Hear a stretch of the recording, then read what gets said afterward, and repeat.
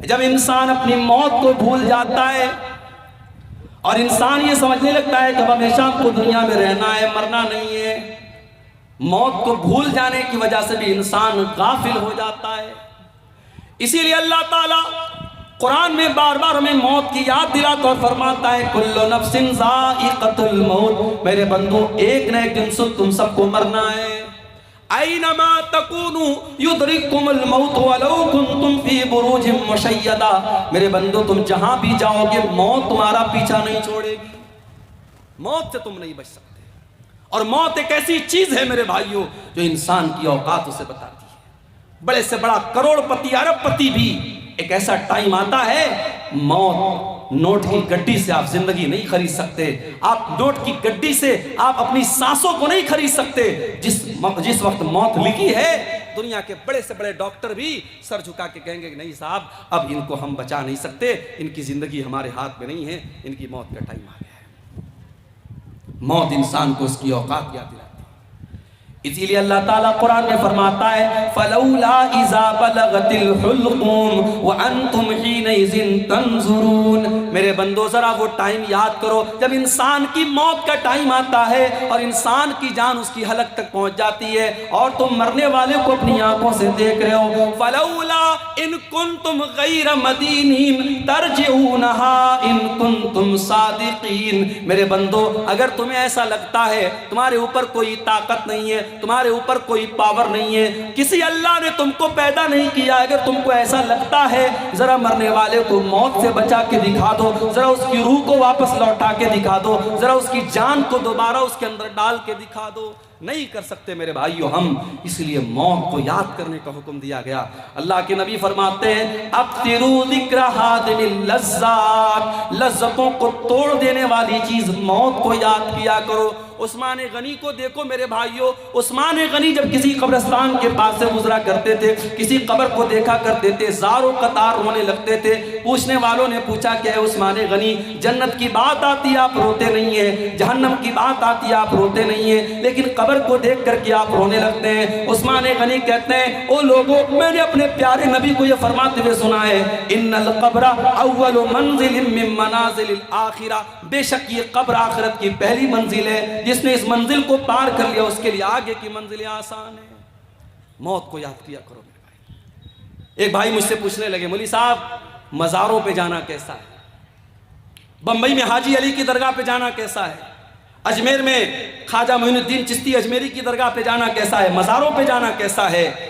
میں نے کہا بھائی قبرستان جانے کی اجازت اس لیے دی گئی ہے تاکہ وہاں موت یاد آئے، اور معاف کرنا مزاروں پہ جا کے موت یاد نہیں آئے گی۔ جہاں عورتوں کا جمگھٹ لگا ہو، جہاں پھول اور مالائیں بک رہی ہوں، جہاں قبروں پر چادریں چڑھ رہی ہوں، اور جہاں شرک ہو رہا ہو، بدعات ہو رہی ہو، خرافات ہو رہی ہو، وہاں پر موت کبھی یاد نہیں آتی۔ اس لیے ایسے شرک کی اڈوں پر جانا بھی ایک مسلمان کو سوٹ نہیں کرتا ہے، ایک موحد کو سوٹ نہیں کرتا ہے، نہیں جانا چاہیے میرے بھائیو۔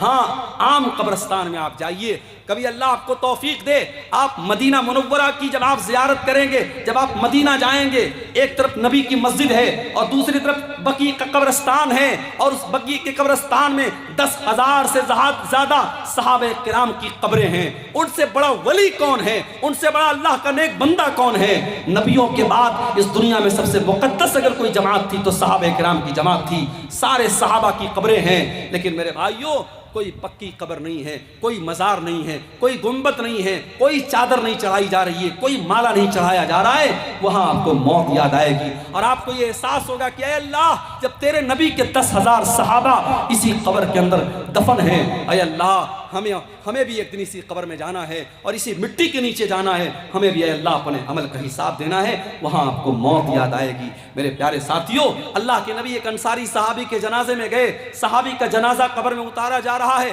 اللہ کے پیارے نبی وہیں قبر کے پاس بیٹھے ہوئے ہیں اور آپ کے صحابہ کرام بھی بیٹھے ہوئے ہیں، اور آپ جب موت کو یاد کرتے ہیں اور قبر کے مناظر کو یاد کرتے ہیں، ابن ماجہ کے الفاظ ہیں اللہ کے نبی رونے لگتے ہیں، اللہ کے رسول رونے لگتے ہیں، اور آپ جب رونے لگتے ہیں اس قدر روتے ہیں حتی بل السرا، آپ کی داڑھی آنسوں سے تر ہو جاتی ہے، اور آپ روتے روتے صحابہ کرام سے کہتے ہیں لمثل ھذا فاعدوا یا اخوانی، اے میرے بھائیو، اے میرے صحابہ، اس قبر کی تیاری کرو، یہاں تم سب کو آنا ہے، اس قبر میں تم کو دفن ہونا ہے، یہاں تم سب کو آنا ہے اور اپنے اپنے عمل کا حساب دینا ہے، اس لیے اے میرے صحابہ تم یہاں کی تیاری کرو۔ اس لیے میرے بھائیوں، موت کو اور قبر کو یاد کیا کرو۔ مگر افسوس کی بات ہے، ابھی بنارس میں کچھ دنوں پہلے کا واقعہ شاید آپ نے میڈیا میں پڑھا ہوگا کہ قبرستان سے 8-10 سال کی لڑکی کی لاش کو نکال کر کے ایک ظالم نے اس کی لاش کے ساتھ گندا کام کرنے کی کوشش کی تھی۔ قبرستان میں بیٹھ کر کے لوگ چرس اور گانجا پی رہے ہیں، اور جوا کھیلنے والے جوا کھیل رہے ہیں، اور موبائل پر گندی ویڈیو دیکھنے والے قبرستان پر بیٹھ کر کے ویڈیو دیکھ رہے ہیں۔ یہ ہماری غفلت کی انتہا ہے، اور یہ ہماری دل کی سختی کا عالم ہے۔ میرے پیارے ساتھیوں، جب انسان موت کو یاد کرتا ہے تب اس کے دل کو اللہ تعالیٰ نرم کرتا ہے اور اس کے دل سے غفلت دور ہوتی ہے۔ اور آگے بڑھیے، غفلت کی بیماری کی ایک اور وجہ ہے، اور وہ وجہ ہے برے لوگوں کی سنگت۔ جب آپ برے لوگوں کے ساتھ رہیں گے، گندے لوگوں کے ساتھ رہیں گے، دھیرے دھیرے آپ کے اوپر بھی ان کا اثر پڑے گا۔ آپ بے نمازیوں کے ساتھ اٹھیں گے بیٹھیں گے، آپ کو بھی نماز کے معاملے میں آپ ڈھیلے ہو جائیں گے۔ سگریٹ پینے والوں کے ساتھ آپ اٹھیں گے بیٹھیں گے، آپ کو سگریٹ سے جو نفرت ہونی چاہیے وہ نفرت نہیں ہوگی۔ آپ شرابیوں کے ساتھ بیٹھیں گے، شراب سے جو نفرت ہونی چاہیے وہ نہیں ہوگی۔ اسی لیے اللہ قرآن میں کہتا ہے یوم یعض الظالم علی یدیہ یقول یا لیتنی اتخذت مع الرسول سبیلا، قیامت کے دن ظالم انسان اپنے ہاتھ کو کاٹے گا اور کہے گا اے کاش میں نے رسول کا راستہ اختیار کیا ہوتا، یا ویلتا لیتنی لم اتخذ فلانا خلیلا، اے کاش میں نے فلاں کو اپنا ساتھی نہ بنایا ہوتا، اے کاش میں نے فلاں کو اپنا ساتھی نہ بنایا ہوتا، لقد اضلنی عن الذکر بعد اذ جاءنی، اس نے اللہ کے ذکر سے مجھ کو غافل کر دیا۔ میرے پیارے بھائیوں، برے لوگوں کی سنگت آپ کو برا بناتی ہے، اسی لیے اللہ کے نبی فرماتے ہیں المرء علی دین خلیلہ، انسان اپنے دوستوں کے دین پر ہوتا ہے، جو اس کے دوستوں کا دین ہوتا ہے، جو اس کے دوستوں کا طور طریقہ ہوتا ہے وہی انسان کا طریقہ ہوتا ہے۔ فَلْيَنْظُرْ أَحَدُكُمْ مَنْ يُخَالِلْ، اس لیے دوستی بہت سوچ سمجھ کے کیا کرو۔ مسلمان لڑکیاں آج فیس بک پر ایسی لڑکیوں سے فرینڈشپ کرتی ہیں جو کافر ہیں، مشرک ہیں، بے دین ہیں، اور وہ کہتی ہے صاحب ہم تو لڑکی ہیں، لڑکی لڑکی سے دوستی کر ہی سکتی ہے۔ معاف کرنا، یہ اصول صحیح نہیں ہے۔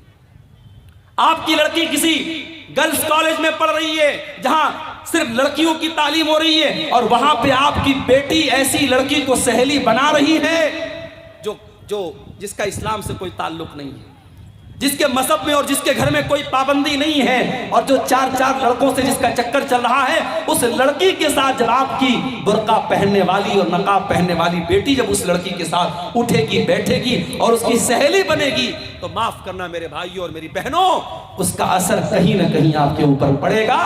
بری صحبت سے بھی انسان غفلت کی بیماری میں پڑتا ہے۔ اس لیے اپنے لڑکوں اور لڑکیوں کی دوستی پر بھی نظر رکھو کہ وہ کس سے دوستی کر رہے ہیں۔ اگر برے دوستوں کے ساتھ آپ کا لڑکا یا لڑکی بیٹھ رہا ہے تو اس سے بھی آپ کے گھر میں بہت بڑا بگاڑ آنے کا اندیشہ ہے، اور یہ غفلت کی ایک بہت بڑی وجہ ہے میرے بھائی۔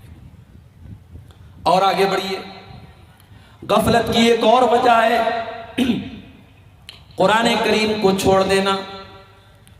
اللہ کی آخری کتاب قرآن کریم، جس کے اندر اللہ تعالیٰ نے یہ تاثیر رکھی ہے کہ قرآن ہمارے دلوں کو نرم کرتا ہے۔ قرآن کی آیتیں جب بار بار ہم پڑھتے ہیں، سنتے ہیں، اچھے قاری کی آواز میں قرآن کو سنتے ہیں، ہمارا دل نرم ہو جاتا ہے۔ اسی لیے اللہ کے پیارے نبی قرآن کو پڑھا بھی کرتے تھے اور سنا بھی کرتے تھے۔ بخاری کے الفاظ ہیں، اللہ کے پیارے نبی عبداللہ بن مسعود سے کہتے ہیں اے عبداللہ مجھے قرآن پڑھ کے سناؤ۔ عبداللہ بن مسعود کہتے ہیں اللہ کے نبی میں آپ کو قرآن کیسے پڑھ کے سناؤں، قرآن تو آپ ہی کے اوپر نازل ہوا ہے۔ آپ کہتے ہیں عبداللہ آج میں دوسرے کے منہ سے قرآن سننا چاہتا ہوں، ذرا مجھ کو قرآن پڑھ کے سناؤ۔ عبداللہ بن مسعود قرآن پڑھنے لگتے ہیں اور سورہ نساء کی تلاوت کرتے ہیں۔ اور سورہ نساء کو پڑھتے ہوئے جب عبداللہ بن مسعود قرآن کی آیت پر پہنچتے ہیں فَكَيْفَ إِذَا جِئْنَا مِن كُلِّ أُمَّةٍ بِشَهِيدٍ وَجِئْنَا بِكَ عَلَىٰ هَٰؤُلَاءِ شَهِيدًا، اے نبی اس وقت آپ کا کیا حال ہوگا جب ہر امت میں سے ہم ایک گواہ لائیں گے، اور اے نبی ہم آپ کی امت کے اوپر آپ کو گواہ بنائیں گے۔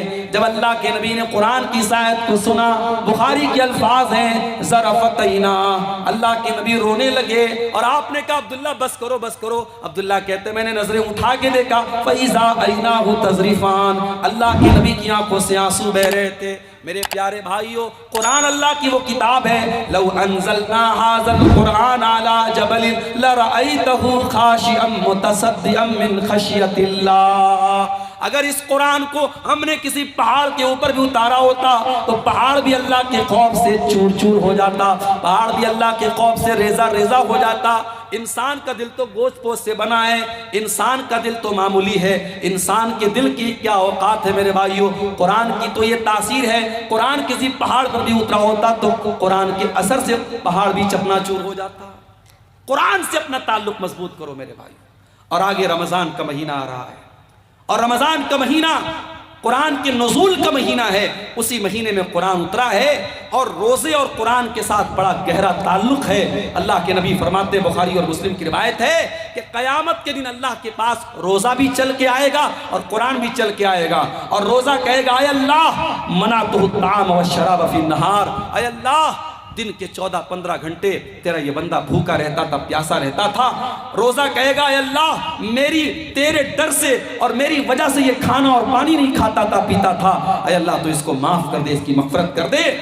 اور قرآن کہے گا منعتہ النوم باللیل، اے اللہ دنیا رات میں سوئی رہتی تھی، دنیا رات میں عیش کرتی تھی، اے اللہ تیرا یہ بندہ راتوں کو اٹھ کر کے قرآن پڑھا کرتا تھا، تہجد میں قرآن پڑھتا تھا، تلاوت کرتا تھا قرآن کی۔ قرآن ہمارے لیے سفارش کرے گا۔ میرے بھائیوں اس قرآن سے اپنا تعلق مضبوط کر لو، اگر چاہتے ہو کہ دل سے غفلت کی چادر ختم ہو جائے، دل سے غفلت کی لیئر ہٹ جائے اور دل پہ گناہوں کے جو دھبے ہیں وہ مٹ جائیں، تو قرآن سے اپنا تعلق مضبوط کر لو۔ اسی لیے آپ دیکھیے کہ قرآن میں اللہ کہتا ہے فَلَا يَتَدَبَّرُونَ الْقُرْآنَ مَا لَا قُلُوبٍ أَقْفَالُهَا، جو لوگ قرآن کے اوپر غور نہیں کرتے ان کے دلوں کے اوپر تالے لگ جاتے ہیں۔ موبائل میں آپ دیکھیے جب موبائل میں لاک لگ جاتا ہے تو جب تک آپ پاسورڈ نہیں ڈالیں گے لاک نہیں کھلے گا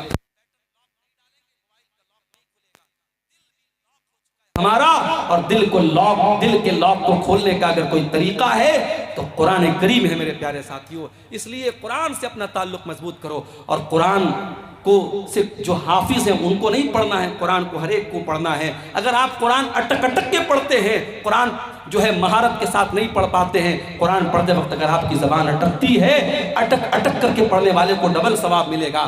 قرآن آپ سمجھ کر کے نہیں پڑھ پا رہے ہیں، صرف قرآن کا عربی میٹر پڑھ رہے ہیں، قرآن کا عربی ٹیکسٹ پڑھ رہے ہیں، اس پر بھی آپ کو ثواب ملے گا۔ سمجھ کے پڑھے بہت اچھی بات ہے، بغیر سمجھے بھی اگر آپ قرآن کو پڑھ رہے ہیں تو اللہ کے نبی فرماتے ہیں کہ ایک ہر پر 10 نیکی ملے گی۔ میرے بھائیوں آج قرآن سے ہم دور ہیں، اور حالات یہ ہیں کہ ہمارا نوجوان 1 گھنٹے کے لیے موبائل کے بغیر نہیں رہ سکتا ہے۔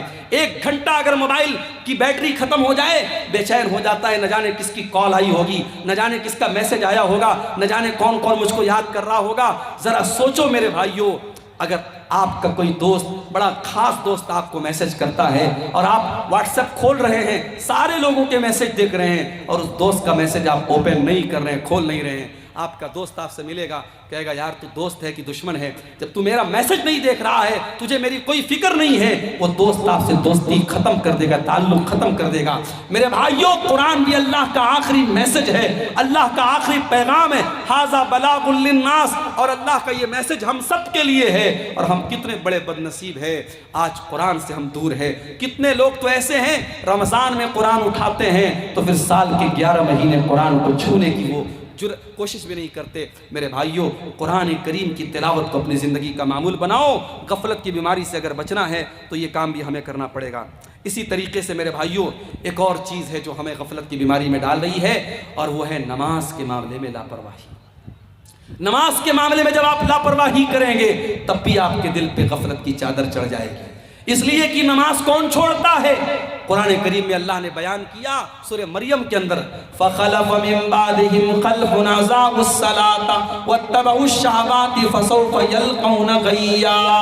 نماز کو تو وہی لوگ چھوڑا کرتے ہیں جو خواہشات کے پیروکار ہوتے ہیں، جو شہوتوں کی پیروی کرتے ہیں، جو اللہ کے فرما بردار نہیں ہوتے بلکہ اپنی شہوتوں کے فرما بردار ہوتے ہیں۔ اسی لیے بعض نوجوان جب ہم سے پوچھتے ہیں کہ مولانا کوئی ایسا طریقہ بتائیے کہ ہم بہت ساری نفسانی خواہشات سے بچنے لگیں۔ بہت سے ہمارے نوجوان بھائی ہوتے ہیں موبائل کی گندی عادتوں میں، موبائل میں گندی چیزوں کو دیکھنے کی عادت پڑ گئی یا کسی قسم کی بری عادت پڑ گئی، اس کا طریقہ پوچھتے ہیں۔ قرآن کریم کی آیت کی روشنی میں ایک نسخہ آپ کو بتا رہا ہوں، کبھی اس کو ٹرائی کیجئے گا، آزمائیے گا میرے بھائیوں میری بہنوں۔ اگر آپ کو یہ لگتا ہے کہ آپ اپنی خواہشات پر کنٹرول نہیں کر پا رہے ہیں تو قرآن کریم کی آیت ہمیں سبق دے رہی ہے کہ نماز کی پابندی کرو، اس لیے کہ جو انسان نماز نہیں پڑھتا ہے، جس کی زندگی میں نماز کے لیے شیڈیول نہیں ہے، نماز کے لیے ٹائم نہیں ہے، اس انسان کی زندگی خواہشات سے گھر جاتی ہے، وہ خواہشات کا پیروکار ہو جاتا ہے۔ اور اسی لیے اللہ کہہ رہا ہے فَخَلَفَ مِن بَعْدِهِمْ خَلْفٌ أَضَاعُوا الصَّلَاةَ، ایسے نالائق لوگ آ گئے نبیوں کے بعد جنہوں نے نماز کے معاملے میں لاپرواہی کی اور جب نماز کو چھوڑ دیا وَاتَّبَعُوا الشَّهَوَاتِ، اپنی شہوتوں کے پیروکار ہو گئے، فَسَوْفَ يَلْقَوْنَ غَيًّا، اور ایسے لوگ جہنم میں ڈالے جائیں گے۔ اسی لیے اللہ قرآن کے 21ویں پارے کے شروع میں کہتا ہے اقِمِ الصَّلَاةَ، نماز قائم کرو، إِنَّ الصَّلَاةَ تَنْهَىٰ عَنِ الْفَحْشَاءِ وَالْمُنکَرِ، بے شک نماز بے حیائی سے روکتی ہے۔ نماز کے معاملے میں لاپرواہی مت کرو۔ آج ماشاءاللہ گاؤں گاؤں مسجدیں بن گئی ہیں، مسجدیں بن گئی ہیں، مگر مسجدوں کو آباد کرنے والے لوگ نہیں ہیں۔ شاعر کہتا ہے مسجد تو بنا لی شب بھر میں ایمان کی حرارت والوں نے، مسجد تو بنا لی شب بھر میں ایمان کی حرارت والوں نے، من اپنا پرانا پاپی تھا برسوں میں نمازی بن نہ سکا۔ میرے بھائیوں، شاندار مسجدیں تعمیر کرنے سے کام نہیں چلے گا، مسجدوں کو نمازیوں سے آباد کیا جاتا ہے۔ نماز کی جب تک آپ پابندی نہیں کریں گے، اور اپنے گھر میں بھی آپ نماز کا ماحول پیدا کرو، آپ اپنی بیوی بچوں کو بھی نماز کا پابند بناؤ۔ اور قرآن کریم میں اللہ تعالیٰ نے اپنے نیک بندوں کی ایک دعا بیان کی کہ اللہ کے نیک بندے دعا کرتے ہیں ربنا هب لنا من ازواجنا وذریاتنا قرۃ اعین، اے ہمارے پروردگار ہمارے بیوی بچوں کو ہماری آنکھوں کی ٹھنڈک بنا دے، وَجْعَلْنَا لِلْمُتَّقِينَ إِمَامًا، اور اے اللہ ہمیں تو متقیوں کا امام بنا دے۔ ایک باپ کے لیے اس کے بچے کب آنکھوں کی ٹھنڈک بنیں گے، ایک شوہر کے لیے اس کی بیوی کب آنکھوں کی ٹھنڈک بنے گی؟ جب شوہر کی بیوی نمازی ہوگی، جب باپ کے بچے نمازی ہوں گے۔ اسی لیے اللہ کے نبی فرماتے ہیں تمہارے بچے 7 سال کے ہو جائیں تو نماز کا حکم دو، اور 10 سال کے ہو جائیں اور نماز نہ پڑھے تو ان کی پٹائی کرو۔ میری ماں، جب آپ مصلے پر کھڑی ہو کر کے نماز پڑھیں تو اپنی 10 سال کی بیٹی کو بھی اپنے ساتھ کھڑی کریں۔ اور اسی لیے میں گاؤں گاؤں ایک بات کی تبلیغ کرتا ہوں۔ آپ کے جھارکھنڈ کے کئی علاقوں میں گیا، دیکھا شاندار مسجد قائم ہے، اہل حدیثوں کی بستی ہے، لیکن مسجد میں جمعہ میں عورتوں کا انتظام نہیں ہے۔ میں بڑی تاکید کے ساتھ کہتا ہوں حالات بہت خراب ہو چکے ہیں میرے بھائیوں، حالات بہت خراب ہو چکے ہیں۔ آپ دیکھیں، خبر آپ نے سنی ہوگی، ہمارے اتر پردیش کے بریلی شہر میں 8 سال تک مدرسے میں پڑھنے والی لڑکی فیس بک پر ایک غیر مسلم لڑکے سے دوستی کرتی ہے اور اس کے بعد اس کے جال میں پھنستی ہے، اس سے شادی کرتی ہے اور ہندو مذہب میں داخل ہو جاتی ہے، اسلام کو چھوڑ دیتی ہے۔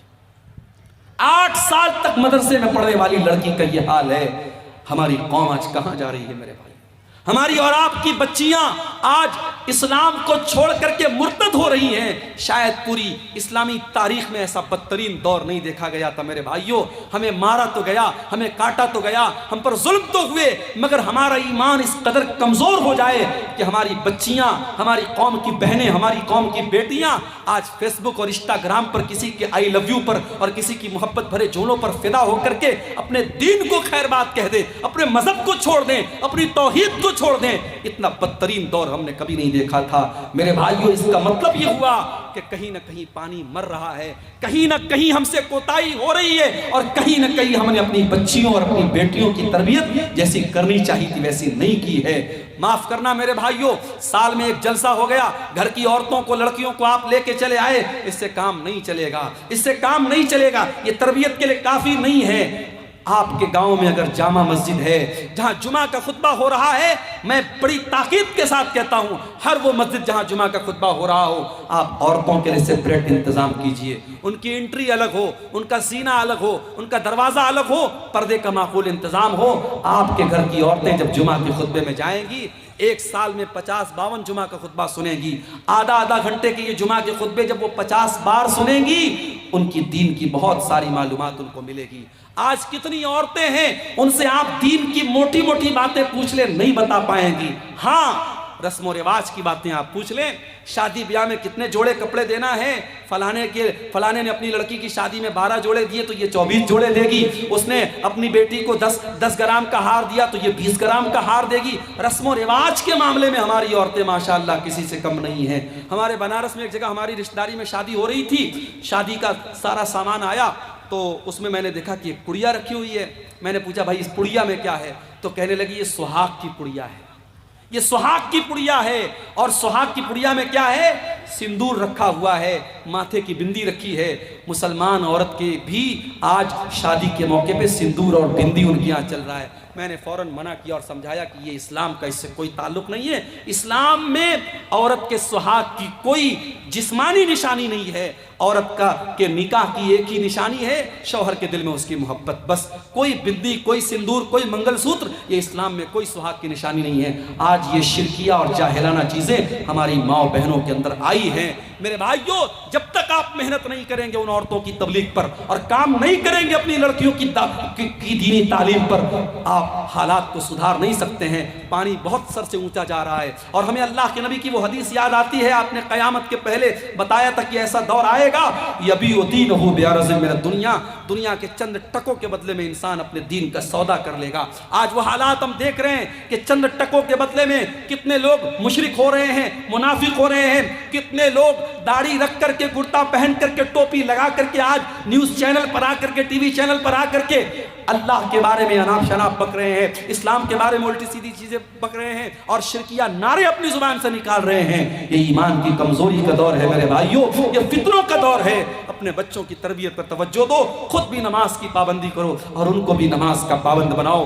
یاد کرو ابراہیم خلیل اللہ کو، جب اپنے لخت جگر اسماعیل کو اور اپنی بیوی ہاجرہ کو جب مکہ میں چھوڑ کے جا رہے تھے، اور وہ مکہ کوئی آج کا مکہ نہیں تھا جہاں اتنا بڑا ٹاور، کلاک ٹاور موجود ہے اور بڑی بڑی بلڈنگیں موجود ہیں، وہ مکہ ایسا مکہ تھا کہ بے آب ہو گیا سرزمین تھی، نہ پانی کا ایک قطرہ تھا، نہ اناج کا ایک دانہ تھا۔ اس مکہ میں جب چھوڑ کے جا رہے تھے، ابراہیم کیا دعا کرتے ہیں، ربنا انی اسکنت من ذریتی بواد غیر ذی زرع عند بیتک المحرم ربنا لیقیموا الصلاۃ۔ اے پروردگار، اپنے بیوی بچے کو اس بے آب ہو گیا سرزمین میں چھوڑ کے جا رہا ہوں، ربنا لیقیموا الصلاۃ، اے اللہ تو توفیق دے ان کو یہ نماز قائم کرے۔ ابراہیم کو چنتا ہے اپنے بچوں کے نماز قائم کرنے کی۔ میرے پیارے بھائیوں، آپ کو کیوں چنتا نہیں ہے، آپ کو کیوں فکر نہیں ہے؟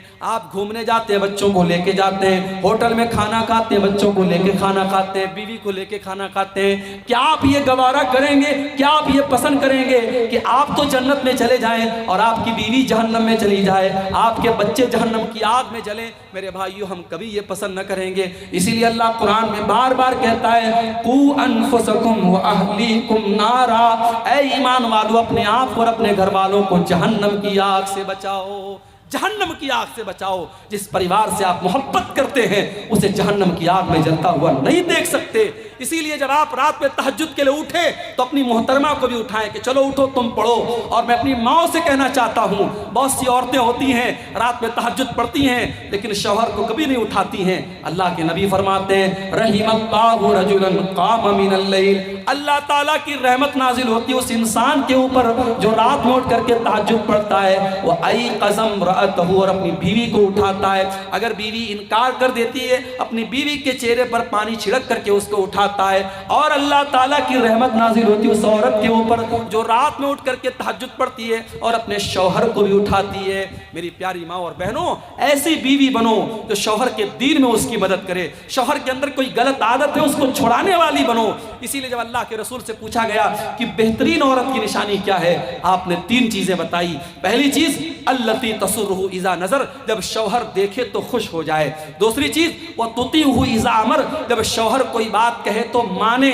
اور تیسری چیز ولا تخالفہ فی نفسہا ومالہ بما یکرہ، شوہر کے مال کی اور اپنے عزت و آبرو کی حفاظت کرے. یہ قیمتی عورت کی نشانی ہے. تو میرے بھائیوں، نماز کا ماحول اپنے گھر میں پیدا کرو، بیوی بچوں کو بھی نماز کا پابند بناؤ اور خود بھی نماز کا پابند بناؤ. جب تک ہم نماز کی پابندی نہیں کریں گے، دل سے غفلت کی چادر ختم ہونے والی نہیں ہے. اور آخری چیز جو بیان کر کے میں بات ختم کروں گا میرے بھائیوں، غفلت کی ایک اور بہت بڑی وجہ یہ ہے، جب ہم گناہ پر گناہ کرتے چلے جاتے ہیں، جب گناہ ہماری نظر میں ہلکے ہو جاتے ہیں اور گناہوں کو ہم خطرناک سمجھنا چھوڑ دیتے ہیں، تب بھی ہم غفلت کے شکار ہو جاتے ہیں.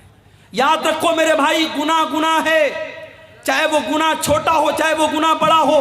کبھی گناہوں کو حقیر مت جانو اور اپنے آپ کو گناہوں سے بچانے کی کوشش کرو.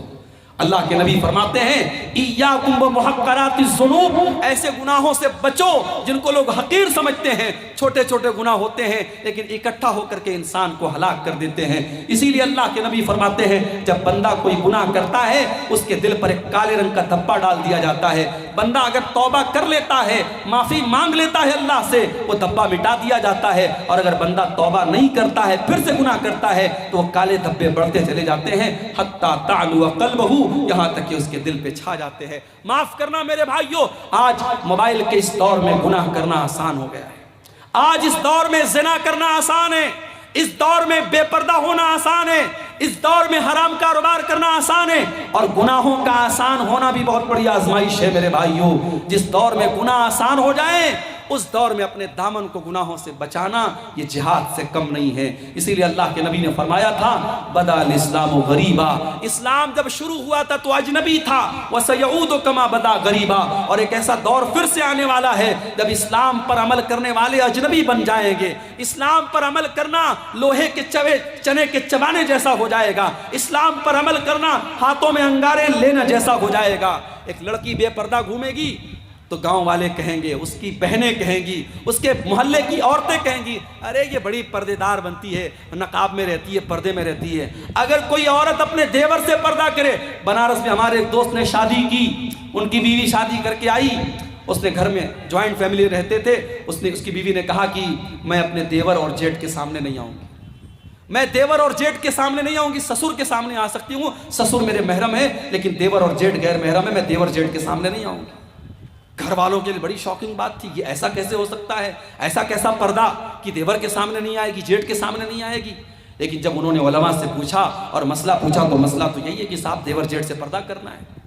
اب یہ حالات ہے کہ وہ لڑکی کچن میں کام کرتی ہے اور گھر میں کھانا کھا رہی ہے، کھانا دے رہی ہے اپنے گھر والوں کو، مگر دیور اور جیٹ سے پردہ کرتی ہے. اگر شادی میں کہیں جاتی ہے وہ عورت، وہ لڑکی، اور چاہے وہ اپنے رشتہ داری کی شادی ہو، اگر وہاں مردوں کا بھی آنا جانا ہے عورتوں کی سائیڈ میں تو وہاں وہ نقاب میں رہتی ہے.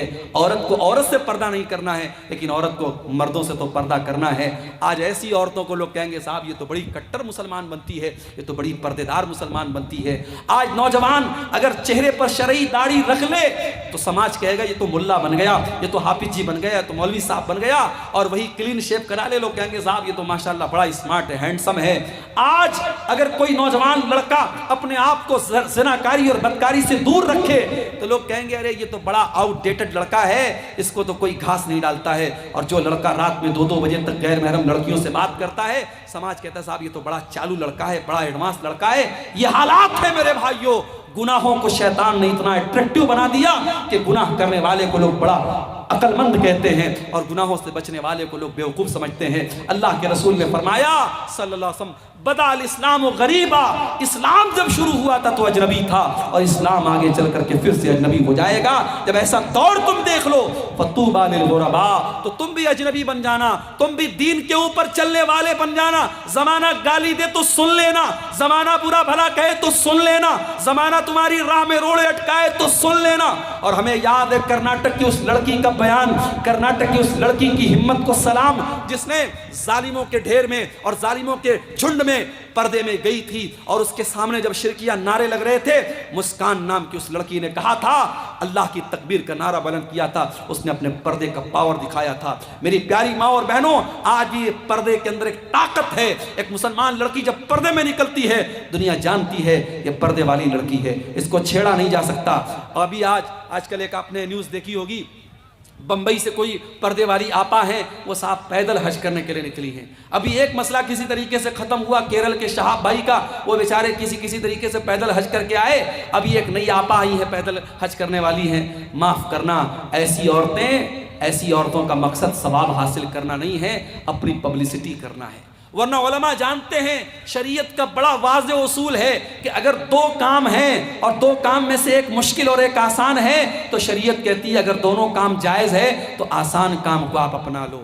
اگر آپ کو نماز پڑھنی ہے اور ٹھنڈی چھاؤں بھی موجود ہے اور کڑی دھوپ بھی ہے تو کڑی دھوپ میں کھڑے ہو کر کے نماز پڑھنا کوئی ثواب کا کام نہیں، آپ ٹھنڈی چھاؤں میں کھڑے ہو کر کے نماز پڑھیے۔ اگر مسجد میں پنکھا ہے اور پنکھا چلا کر کے آپ نماز پڑھ سکتے ہیں تو کوئی ضرورت نہیں کہ آپ پسینہ کھائیں۔ اگر ہوائی جہاز کا انتظام ہے اور آپ 4 گھنٹے میں آپ جو ہے جھارکھنڈ سے رانچی سے آپ جدہ پہنچ سکتے ہیں اور آپ پٹنہ سے جدہ پہنچ سکتے ہیں تو کوئی ضرورت نہیں ہے آپ پیدل آپ حج کرنے کے لیے نکلیں اور دنیا کو کے اندر پبلسٹی کریں۔ آج دین کو پبلسٹی کا بھی ایک ذریعہ بنا دیا گیا ہے۔ میرے بھائیوں، آج حالات یہ ہیں، ممبئی کے ایک بہت بڑے کاروباری، ممبئی اور گجرات کے ایک بہت بڑے کاروباری فیملی میں شادی ہونے والی ہے۔ ابھی شادی کے پہلے کی جو تقریبات ہیں جس کو پری ویڈنگ سیریمنیز کہا جاتا ہے، ان کی شادی کی اس تقریبات میں 9 ارب روپے خرچ ہو چکے ہیں، اور امریکہ سے ایک ناچنے گانے والی کو بلا کر کے 74 کروڑ روپیہ دے کر کے اسے نچوایا گیا تھا، اور میڈیا تالی بجا رہا ہے، اور ہمارے بالی ووڈ کے بڑے بڑے سپر سٹار اس شادی میں جا رہے ہیں، کسی کو کوئی فرق نہیں پڑتا ہے۔ اور وہی 2 مہینے 3 مہینے کے بعد جب ہمارا بقرعید کا تہوار آئے گا اور ہندوستان بھر کے مسلمان جب قربانی کریں گے تو اس میڈیا کو سانپ سونگھ جائے گا، اور یہ میڈیا اسلام کی دشمنی میں کہے گا کہ صاحب مسلمانوں کو قربانی نہیں کرنی چاہیے، بے زبان جانور مر رہے ہیں، اتنا پیسہ جانوروں کی قربانی پر خرچہ ہو رہا ہے، اتنے پیسے سے کتنے غریبوں کا مکان بن سکتا ہے، کتنی غریب بیٹیوں کی شادی ہو سکتی ہے۔ ان دھوکے باز میڈیا والوں سے جا کر کے کوئی کیوں نہیں کہتا کہ 9 ارب روپے ایک شادی کی تقریبات پر خرچ کر دیے گئے، جس دیش میں 85 کروڑ لوگوں کو، غریب لوگوں کو فری میں راشن دیا جا رہا ہے، اس دیش میں ایک انسان کی شادی پر 9 ارب روپے خرچ کیے جا چکے ہیں۔ کیا میڈیا کا یہ فرض نہیں بنتا کہ وہ اس پر بھی لوگوں کو جاگروک کرے کہ اس 9 ارب روپے سے بہت سارے غریبوں کے کام ہو سکتے تھے؟ میرے پیارے ساتھیوں، اصل چیز یہ ہے، لوگ اسلام کے دشمن بنے ہوئے ہیں، اسلام کو مٹانے کی بہت ساری پلاننگ ہو رہی ہے، مگر یاد رکھو اسلام کی فطرت میں قدرت نے لچک دی ہے، اتنا ہی یہ ابھرے گا جتنا کہ دباؤ گے۔ اسلام اللہ کا وہ چراغ ہے جسے بجھایا نہیں جا سکتا ہے، نور خدا ہے کفر کی حرکت پہ خندزن، پھونکوں سے یہ چراغ بجھایا نہ جائے گا۔ انشاءاللہ اسلام کل بھی تھا اور آج بھی ہے اور قیامت کی صبح تک باقی رہے گا۔ ہماری ذمہ داری یہ ہے کہ ہم اپنے دلوں کو غفلت سے دور کریں میرے بھائیوں، اور جو چیزیں میں نے بتائی ہیں ان اسباب کو دور کر کے ہم اپنے دلوں کی غفلت کو دور کر سکتے ہیں، اور اگر ہم نہیں کریں گے تو یاد رکھو پھر حالات وہی ہوں گے کہ حرم میں بیٹھ کر بھی لوگ موبائل پر ویڈیو گیم کھیلیں گے، اور رمضان کے مقدس مہینے میں بھی لوگ بے حرمتی کریں گے۔ اور آج آپ دیکھ لیں کہ اس غفلت کی بیماری نے آج ہم کو کہاں لا کے کھڑا کر دیا ہے۔ میرے بھائیوں، میں گزارش کرتا ہوں آپ سب سے کہ ہم سب اپنے دلوں کو ٹٹولیں اور اپنی غفلت کی دور کریں۔ دعا کرتے اللہ تعالیٰ سے رب العالمین ہمیں اپنے دلوں کی سختی کو، ہمارے دلوں کی سختی کو رب العالمین دور فرمائے، ہمیں اپنے گناہوں سے سچی توبہ کرنے کی توفیق عطا فرمائے، آنے والے رمضان کو ہماری اصلاح کا مہینہ بنا دے، ہم سب کو اپنی اصلاح کرنے کی توفیق عطا فرمائے۔ رب العالمین ہماری نوجوان نسل کو اپنے غلط کاموں سے باز آنے کی اور سچی توبہ کرنے کی توفیق عطا فرمائے۔